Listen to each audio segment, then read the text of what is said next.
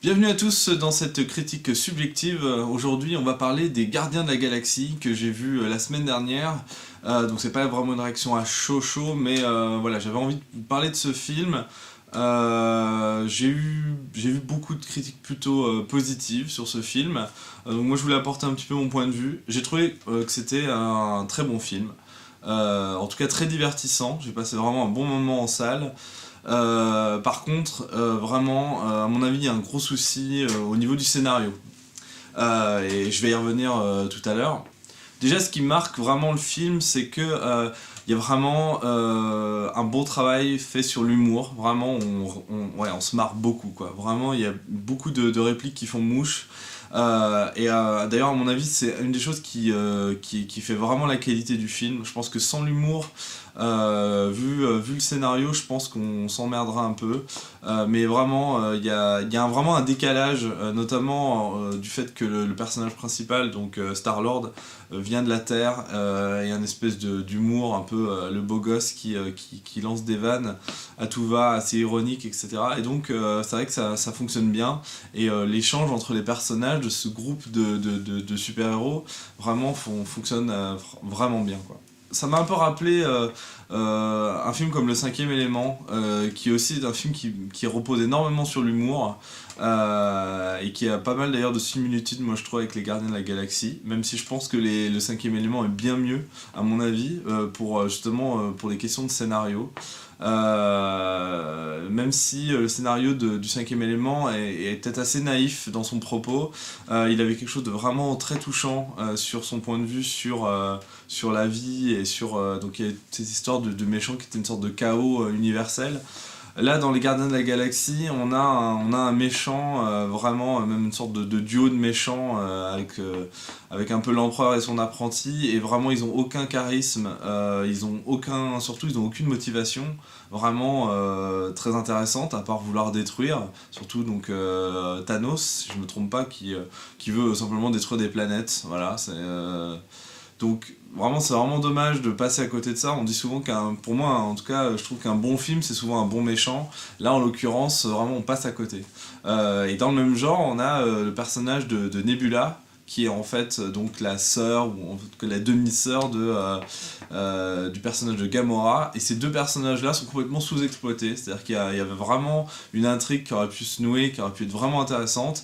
Et puis finalement, on a une espèce de combat un petit peu nana contre nana à la fin sur le vaisseau, qui est assez décevant finalement. Et voilà, ça aurait pu être touchant, il y aurait pu avoir quelque chose. Finalement, elle trahit quand même sa famille, mais voilà, tout ça tombe à plat. Et à mon avis, c'est vraiment dommage.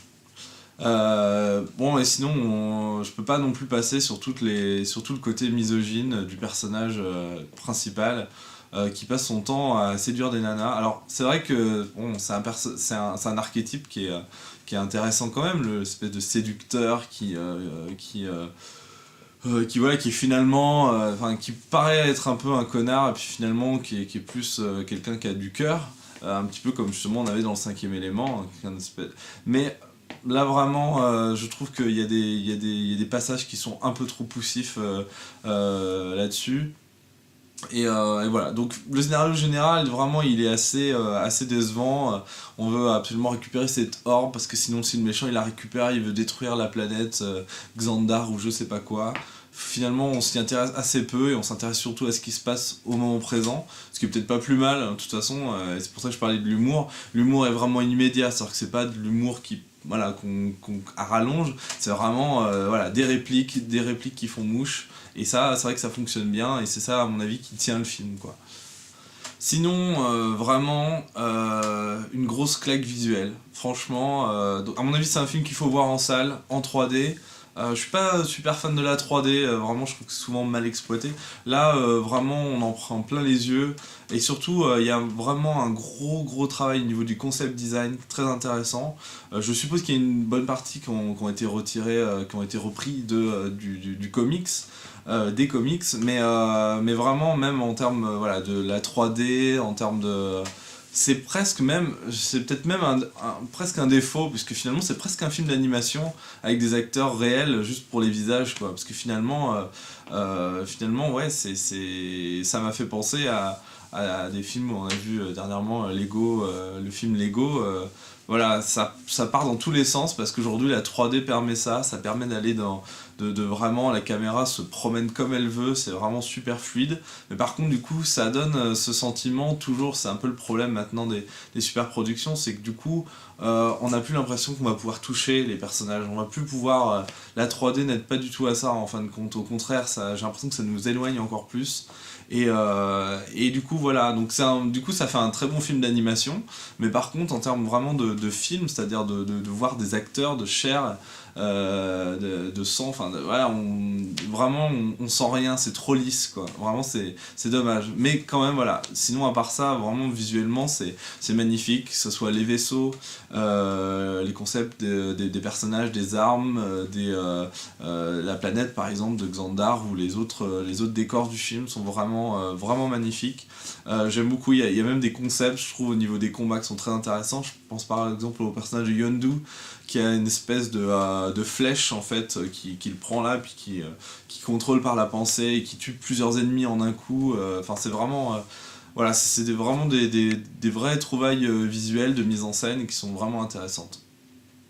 Sinon une mention spéciale au personnage de Groot, c'est vrai que on en a beaucoup entendu parler, en tout cas sur Facebook, ça a beaucoup sorti la réplique culte, et je pense que non, c'est vraiment un personnage qui est très original, je pense, alors forcément ça fait penser à d'autres personnages un peu silencieux et un peu comme ça, qui ont pas beaucoup de phrases comme Hodor dans Game of Thrones, mais je pense que c'est vraiment des personnages qui ont du potentiel, et là vraiment ils l'exploitent à fond, et donc forcément je vais pas spoiler la fin pour ceux qui l'ont pas vu, mais vraiment il y a vraiment une vraie trouvaille dans le concept du personnage, de cette espèce d'être végétal, finalement, qui a peut-être sa seule conscience de lui-même, c'est de dire son nom finalement, mais qui du coup a une certaine sagesse assez impressionnante par rapport aux autres personnages qui veulent à tout prix l'orbe, chercher de l'argent, pour tout un tas de raisons plus ou moins valables.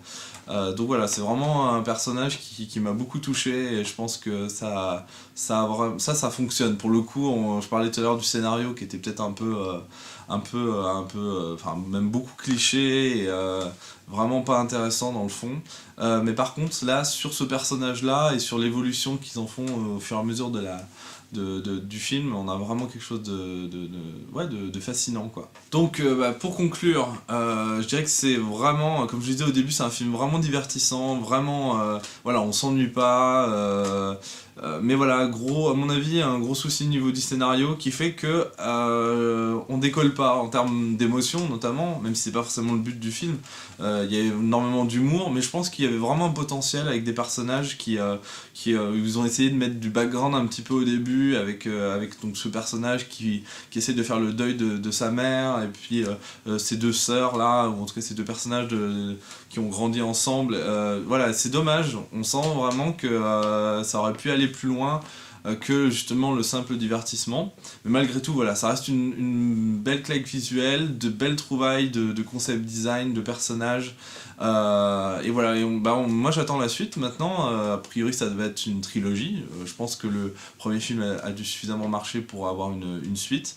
Donc j'attends de voir ce que ça va donner dans le second, et j'espère que justement James Gunn, c'est certainement lui qui sera aux commandes, va nous mettre un petit peu plus de fond. Maintenant, on nous a présenté un groupe de personnages. Moi j'ai beaucoup aimé ce côté jeunesse, moi j'adore les jeunesses de super-héros, et là ça fonctionne très bien en termes de mise en place, on va dire, des personnages qui se rassemblent finalement et qui deviennent un groupe, donc les Gardiens de la Galaxie. Maintenant j'attends dans le deuxième qu'on aille plus loin dans les personnages, qu'on aille plus profondément dans le drama, et que tout en gardant quand même l'humour, je pense que on peut garder, c'est pas parce qu'on va partir dans quelque chose de plus émotionnel qu'on perd automatiquement l'humour.